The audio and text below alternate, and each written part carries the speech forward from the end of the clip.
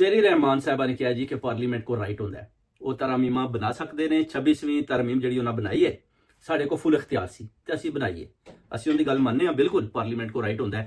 मगर इस तरह राइट नहीं होंदा कि तुसीं जैली मैंडेट ते जैली कब्जा करके हैंडलर्स तुहाडे कोई होर होवन और तुसीं जबरदस्ती काबज होकर ते तरमीमां बनांदे जाओ।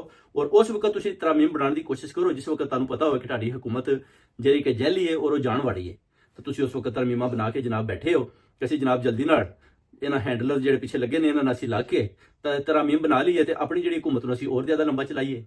ਇਸ ਤਰ੍ਹਾਂ ਨਹੀਂ ਹੁੰਦਾ। ਪਹਿਲੇ ਤੇ ਤੁਸੀਂ ਆਪਣਾ ਮੈਂਡੇਟ ਜਿੱਤੋ, ਕੌਮ ਆਵਾਮ ਨੂੰ ਨਾਲ ਲਓ, ਆਵਾਮ ਦੀ ਜਿਹੜੀ ਤਾਕਤ ਹੈ ਉਹ ਤੁਹਾਡੇ ਨਾਲ ਹੋਵੇ ਤੇ ਫਿਰ ਤੁਸੀਂ ਜਿੱਤ ਕੇ ਸਾਹਮਣੇ ਆਓ ਤੇ ਫਿਰ ਜਿਹੜਾ ਨਾ ਇਹ ਗੱਲ ਮੰਨੀ ਜਾ ਸਕਦੀ ਕਿ ਤੁਸੀਂ ਜਨਾਬ ਆਪਣਾ ਜਿਹੜਾ ਆਇਨ ਔਰ ਕਾਨੂੰਨ ਬਣਾ ਰਹੇ ਹੋ ਉਹ ਅਸੀਂ ਐਕਸੈਪਟ ਕਰਨੇ ਆ।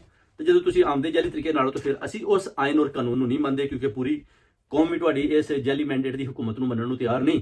ਤੇ ਜਦੋਂ हुकूमत ਹੀ ਜੈਲੀ ਹੈ ਤੇ ਫਿਰ ਇਹ ਦੱਸੋ ਕਿ ਤੁਹਾਡਾ ਆਇਨ ਜਿਹੜਾ ਹੈ ਉਹ ਕਿਸ ਤਰ੍ਹਾਂ ਸਹੀ ਹੈ।